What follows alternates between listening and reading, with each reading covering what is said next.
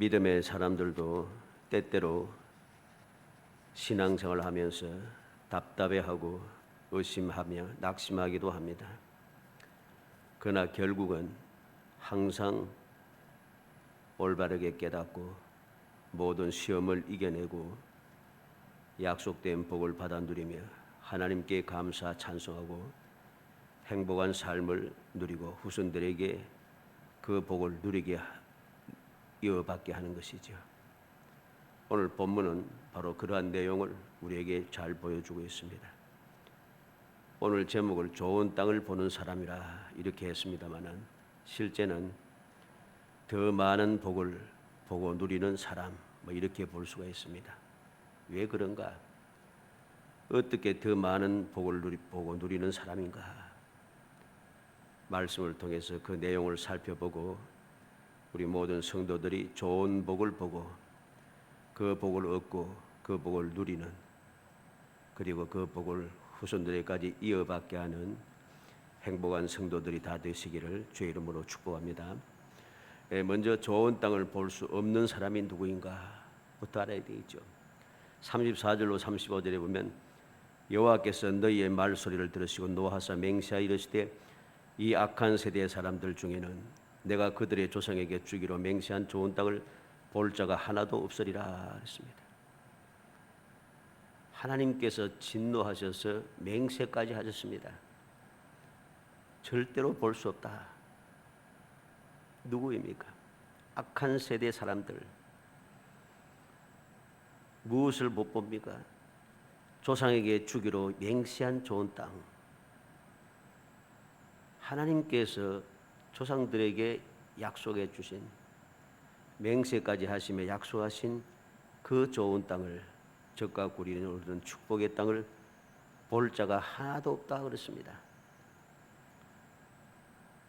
이 말이 무슨 말입니까? 가까이 가지도 못한다는 거죠. 왜 보지 못합니까? 가까이 가지도 못하니까. 가까이 가기만 해도 볼 수가 있는데 아예 가까이 가지도 못합니다. 왜? 그들은 광야에서 다 죽게 됩니다. 광야에서 다 죽게 되니까 아예 약속의 땅을 볼 수가 없습니다. 가까이 가지도 못하니까. 그런데 그래도 하나님의 긍휼의 은총에 입어서 그들에게는, 자신들은 약속의 땅을 볼 수가 없지만은 그래도 후손들은 그 약속의 땅을 볼 수 있는 은혜가 주어졌습니다. 그래서 긍휼의 은총을 입은 거죠. 자손들은 그 땅을 보고 들어가고 얻고 누릴 수 있기 때문입니다. 39절에 보니까 또 너희가 사로잡히리라 하던 너희의 아이들과 당시의 선악을 분별하지 못하던 너희의 자녀들도 그리로 들어갈 것이라. 내가 그 땅을 그들에게 주어 산업이 되게 하리라. 이 세대의 사람들은, 악한 세대의 사람들은 하나님의 노하게 함으로써 약속된 땅을 볼 수도 없지만은, 그러나 그 자손들, 그 자녀들은 약속의 땅을 볼 뿐만 아니라 그 약속의 땅에 들어가서 그 약속의 땅을 산업으로 얻게 되는 하나님의 긍휼의 은총이 그들에게 임했습니다. 좋은 땅을 볼 수 없는 그 사람들인데 하나님께서 노하여 맹세까지 하시면서 진노하신 그 사람들인데도, 그럼에도 긍휼의 은총이 입어 후손들은 약속의 땅에 들어갈 수 있다는 것, 볼 수 있다는 것, 얼마나 놀라운 은혜인지 모릅니다. 두 번째로 생각하는 것은 좋은 땅을 볼 수 있는 사람이 누구냐 그것이죠. 36절에 보니까 오직 여분네의 아들 갈렙은 온전히 여호와께 순종하였은즉 그는 그것을 볼 것이요 그가 밟은 땅을 내가 그와 그의 자손에게 주리라 하시고, 갈렙은 볼 수 있다고 주님께서 그렇게 약속하십니다. 그리고 그 갈렙에게 더하는 복을 주셨는데 그 더하는 복을 약속해 주었습니다. 어떤 복입니까? 그는 약속의 땅에 들어갈 수 있게 약속을 받았을 뿐만 아니라 그가 밟는 땅을 얻도록 약속을 받았습니다. 이건 놀라운 축복입니다. 왜냐하면은 지금 불순종의 사람들은, 좋은 땅을 보지 못하는 사람들은, 이 사람들이 다 죽을 때까지 이스라엘 사람들은 40년 동안 광야를 돌아다니게 됩니다. 여호수아 이 갈렙은 지금 당시에는 청년이지만은, 장년이지만은 이제 40년 뒤가 되면은 노년입니다. 그럼에도 불구하고 하나님께서는 그 갈렙은 볼 수 있다고 하실 뿐만 아니라 더하는 복을 더하여 주셨는데, 약속의 땅에 들어갈 수 있다. 보는 것으로 끝나는 게 아니고 약속의 땅에, 본 땅에 들어간다는 것입니다. 약속의 땅에 들어가는 것으로 끝나는 것이 아니고 그가 밟는 땅을 얻도록 약속이 되었습니다. 뿐만 아니라 받은 땅을 후손들에게 이어받게 또 약속을 받았습니다. 그래서 36절 하반절에 그가 밟은 땅을 내가 그와 그의 자손에게 주리라. 놀라운 축복이죠. 하나님께서 기뻐하시는 사람들은 항상 한 가지만, 약속된 한 가지만 누리는 것이 아니고 약속받지 않은 것까지 더하여 받는 놀라운 축복이 주어집니다. 여호수아에게도 갈렙과 같은 복을 받게 됐을 뿐만 아니라 그도 역시 더하여 그 땅을 이스라엘 백성들이 차지할 수 있게 하는 권세까지 약속받았습니다. 38절에 내 앞에 서 있는 눈의 아들 여호수아는 그리로 들어갈 것이니 너는 그를 담대하게 하라. 그가 이스라엘에게 그 땅을 기업으로 차지하게 하리라. 여호수아도 약속의 땅을 보고 그 땅을 들어가고 그 땅을 차지할 그 땅을 모든 이스라엘 백성들이 기업으로 차지할 수 있도록 역사한다는 거죠. 그가 책임지고 모든 일을 감당하게 되었다는 것입니다. 이게 바로 좋은 땅을 볼 수 있는 사람들이 누리는, 더하여 주시는 복을 누리는 행복함입니다. 세 번째로, 그러면 어떻게 이것이 구별이 되었는가? 볼 수 있는 사람과 볼 수 없는 사람, 더하여 받을 수 있는 축복의 사람과 그러지 못한 사람, 무엇으로 구별이 됐는가? 36절의 중간에 보면 온전히 여호와께 순종하였은적 그랬습니다. 온전히 여호와께 순종하였은적. 순종이 무엇입니까? 믿었다는 것입니다. 믿음이 없는 사람은 순종하지 않습니다. 왜 대부분의 사람들이, 여호수아와 갈렙을 제외한 모든 이스라엘 백성들이 하나님의 말씀을 순종하지 않았습니까? 하나님의 말씀을 안 믿었기 때문이죠. 하나님께서 약속한 기업을 주겠다고, 젖과 꿀이 흐르는 땅을 주시겠다고 약속하시고 들어가서 취하라고 말씀하셨는데, 그 말씀을 10사람의 정탐꾼과 나머지 모든 여호수아 갈렙 이외의 모든 백성들은 한 사람도 믿지 않았어요. 믿지 않았기 때문에 하나님의 말씀을 불순종한 것이죠. 민수기 14장 11절에 보면 여호와께서 모세에게 이르시되 이 백성이 어느 때까지 나를 멸시하겠느냐? 내가 그들 중에 많은 이적을 행하였으나 어느 때까지 나를 믿지 않겠느냐? 하나님께서 이 어리석은 백성들이 뭘 합니까? 나를 멸시하겠느냐? 하나님을 멸시하고 있습니다. 또 뭐라고 했습니까? 어느 때까지 나를 믿지 않겠느냐? 하나님께서 10가지 재앙을 내리시고 애굽에서 안전하게 기쁨으로 대단하게 재물까지 끌고 나와서 당당하게 나왔습니다. 홍해도 무사히 건너고 기적을 체험했습니다. 자기들을 따라왔던 애굽 군대가 다 홍해에 빠져 죽는 것도 보았습니다. 광야를 지나오면서 날마다 불과 구름 기둥으로 인도하시는 하나님의 그 은혜를 누렸습니다. 새벽마다 만나가 내리는 그 만나를 먹었습니다. 반석에서 물이 나는 샘을 마셨습니다. 그 놀라운 기적을 보고서도 그들은 말씀을 순종하지 않고 믿지 않았다. 하나님을 믿지 않았다는 거죠. 믿지 않은 것으로 끝나는 것이 아니라 하나님을 멸시하였다는 것입니다.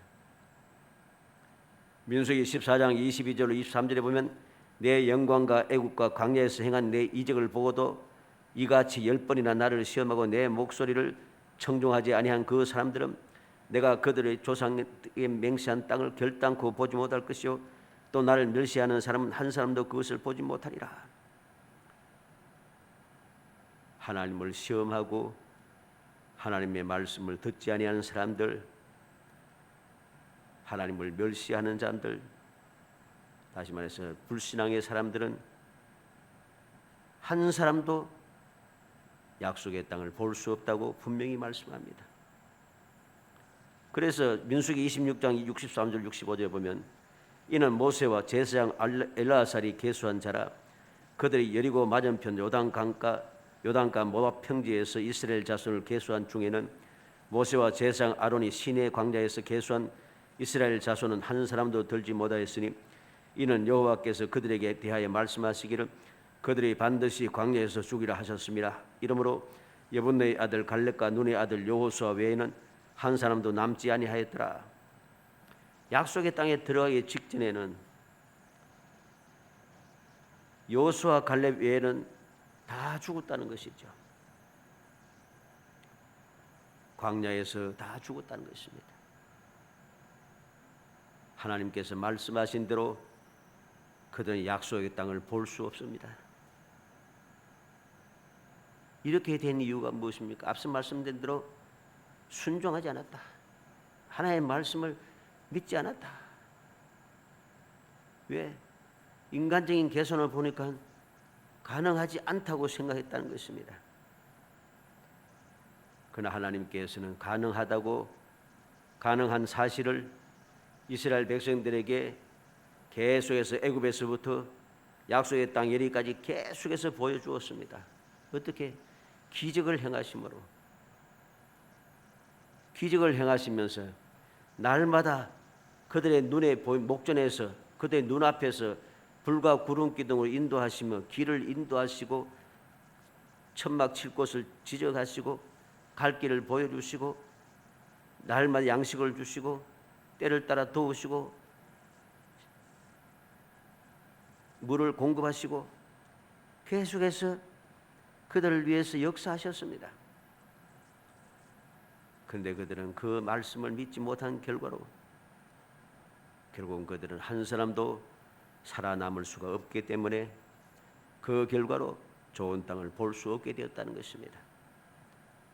사랑하는 성도 여러분, 우리는 순종하고 하나님의 뜻을 따라 사는 믿음의 사람들에게는 어느 시대의 어떠한 상황이나 환경에서도 약속을 믿고 순종하여 반드시 소망이 넘치는 축복의 삶을 살았다는 사실을 우리는 명심해야 됩니다.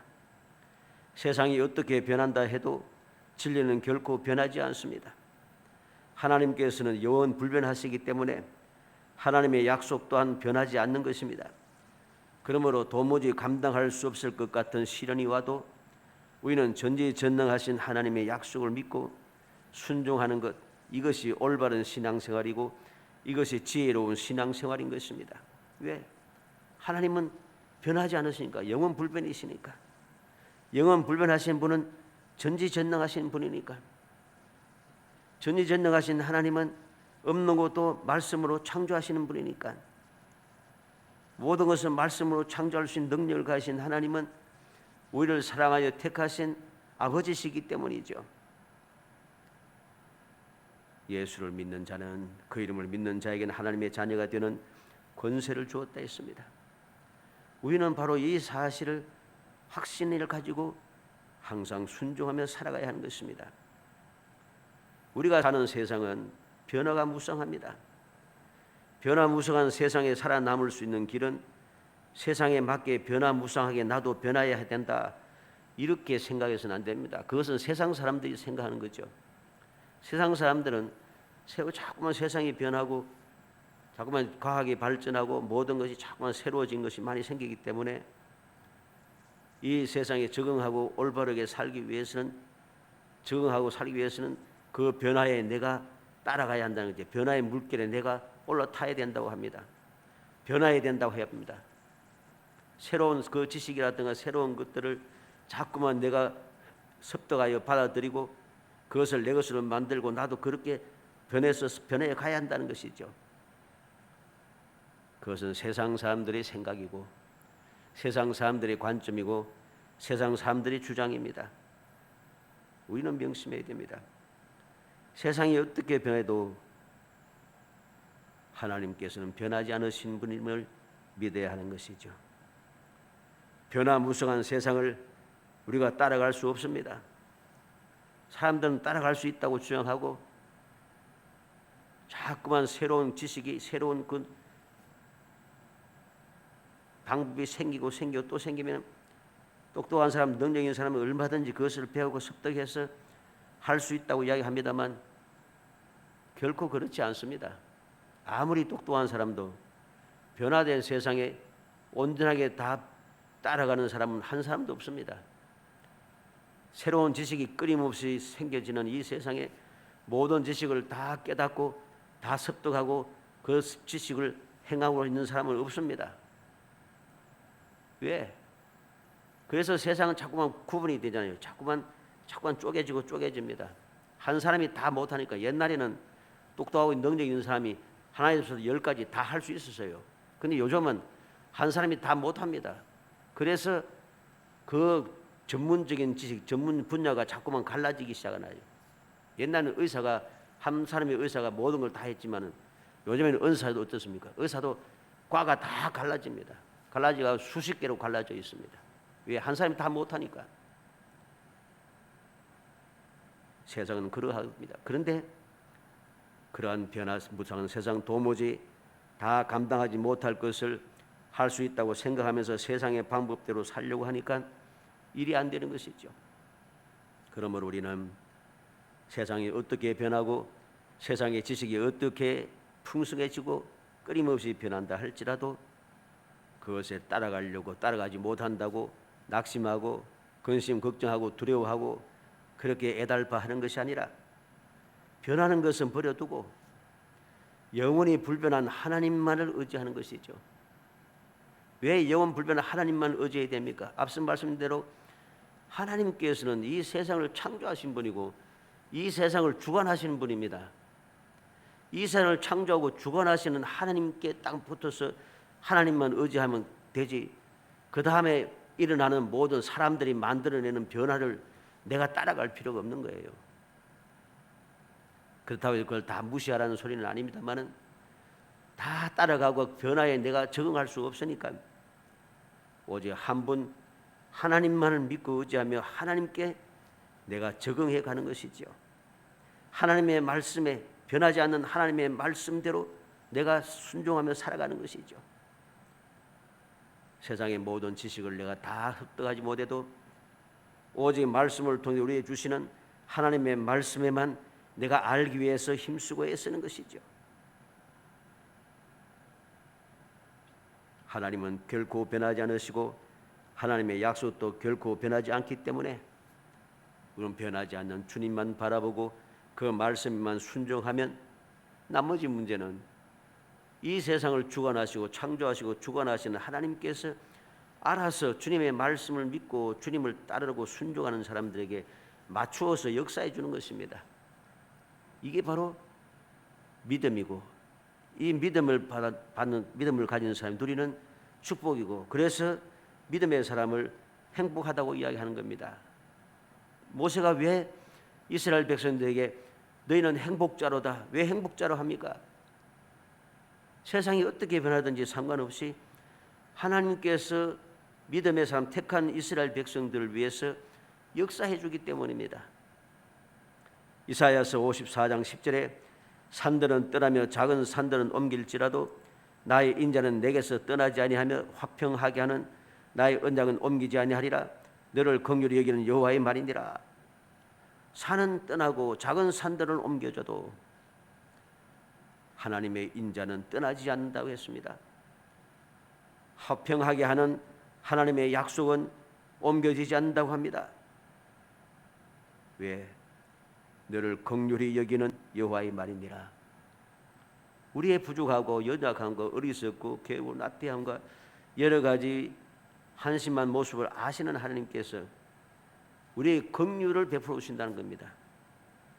긍휼을 베푸시는 하나님께서 그렇게 약속했기 때문에 우리에게는 소망이 있는 것입니다. 부족할지라도 주님을 믿고 순종하면은 좋은 땅을 보는 사람이 될 수 있다는 것이죠. 고린도후서 1장 20절에 하나님의 약속은 얼마든지 그리스도 안에서 예가 되니 그런즉 그로 말미암아 우리가 아멘하여 하나님께 영광을 돌리게 되느니라. 하나님의 약속은 얼마든지 그리스도 안에서 예수 안에서 예가 된다는 것이죠. 예수님을 떠나서는 예가 안 됩니다. 그러나 예수님 안에서는 모든 약속이 다 예가 됩니다. 그 사실을 믿기 때문에 믿음의 사람들은 항상 그 약속의 말씀을 아멘하여서 그 약속의 말씀이 내게 이루어지는 것을 체험하게 되고 그 약속한 것이 내게 이루어지는 것을 경험함으로써 하나님께 영광을 돌리는 세상 모든 사람들에게 하나님께서는 오늘도 살아계셔서 약속을 믿는 믿음의 사람들 위해서 이렇게 기적을 베풀어 주시는구나. 모든 사람들이 깨달아 알게 하고 그 결과로 하나님께 영광이 돌려지는 것이죠. 이게 바로 하나님의 약속입니다. 영원 불변한 약속입니다. 사랑하는 성도 여러분, 우리는 오늘 이 말씀을 통해서 좋은 땅을 보는 사람과 보지 못한 사람들을 다시 한번 마음에 새기고 어떻게 하면 내가 좋은 땅을 보고 더하는 놀라운 축복을 더하여 받아 누리는 그러한 축복의 사람, 그리고 받은 이 축복을 후손들에게까지 이어받게 하는 행복한 사람이 될 수 있을까 하는 것을 마음에 새기겠습니다. 온전히 여호와께 순종하였은즉 우리는 하나님을 절대적으로 믿고 온전히 순종하는 신앙생활을 해야 합니다. 그러면은 세상이 아무리 변하고 세상의 지식이 아무리 점점 많아지고 내가 도무지 감당할 수 없는 그런 무능력한 상태에 있다 할지라도 전지전능하신 하나님께서 절대 불변하신 하나님께서 친히 말씀으로 창조하신 하나님께서 연약한 우리를 사랑하셔서 택하여 자녀 삼아주신 사랑의 아버지께서 나를 위해서 역사하셔서 모든 것을 보게 하시고 누리게 하신다는 것, 그리고 이어받게 하신다는 사실을 우리는 굳게 믿어야 하는 것입니다. 여호수아 갈렙이 능력이 많아서 똑똑하고 지혜 있고 그런 뭐 해서 다른 사람보다 더 뛰어나서 그런 거 아닙니다. 하나님께서 그렇게 약속하고 그렇게 은혜 주셨기 때문입니다. 그 결과로 그들은 이러한 놀라운 축복을 더하여 받을 수 있었다는 것, 이 사실을 항상 잊지 않고 마음에 새겨서 우리가 2022년도, 21년도 이제 공식적으로는 마지막 예배 시간입니다. 수요 예배이고서 공적 예배는 마치고 이제 우리가 다 오는 금요일 저녁에 2022년 첫 시간 예배를 하나님께 드리며 또 새해를 시작하겠습니다만 지금 우리 이 시간을 생각하면서 하나님께서 지난 1년 동안 베푸시는 그 은혜를 생각하고 금년도 얼마 남지 않았지만 전지전능하신 창조주 하나님께서 사랑의 아버지께서 아직도 나를 위해서 예비하신 은혜가 있음을 믿으며 믿음으로 주의 말씀을 이루어지기를 기도하며 기대하고 그렇게 사모함으로써 하나님의 기적을 체험하여 주의 모든 사람들이 이것은 하나님께서 베푸신 기적이다, 모두가 다 놀라고 고백하지 않을 수 없는, 그래서 하나님께 영광 돌릴 수밖에 없는 그러한 귀한 은혜를 누리는 정말 행복한 성도이 되시기를 주의 이름으로 축복합니다. 은혜 감사합니다. 사랑하여 주셔서 저희들 택하여 주시고 택한 저희들로 하여금 하나님의 복된 자녀로서 이 세상을 주님의 주시는 그 귀한 은혜를 누리며 살아갈 수 있게 은총을 베풀어 주심을 감사합니다. 저희들이 비록 부족하고 연약하고 무능하고 무지하다 할지라도 아버지 부족한 것이 많아서 세상 사람과 비교할 수 없는 그런 처지에 있다 할지라도 하나님께서 저희들을 사랑하여 택하여 주시고 택한 저희들을 불쌍히 여기시사 날마다 영원 불변하신 주님께서 영원 불변한 약속하신 말씀대로 저희들 위하여 기적을 베풀어 주시고 여기까지 이르게 하신 은총을 무한히 감사합니다. 그 사랑과 은혜를 굳게 믿으며 앞으로 변함없는 믿음을 가지고 주의 말씀을 순종하며 주님께 영광 돌리는 삶을 살 수 있도록 성령께서 도와주시기 원합니다. 감동하여 주시기 원합니다. 도와주시기 원합니다. 그리하여서 지금까지도 주님의 은혜 가운데 복된 삶을 살아왔거니와 앞으로도 더욱더 넘치는 주님의 축복을 누리며 소망 중에 절구하고 하나님의 영광을 드러내는 거룩한 신앙생활을 할 수 있도록 어떠한 상황에도 항상 좋은 것을 바라볼 수 있는 믿음의 사람이 될 수 있도록 은총을 베풀어 주시기를 간절히 소원하옵고 예수님의 이름으로 기도합나이다. 아멘.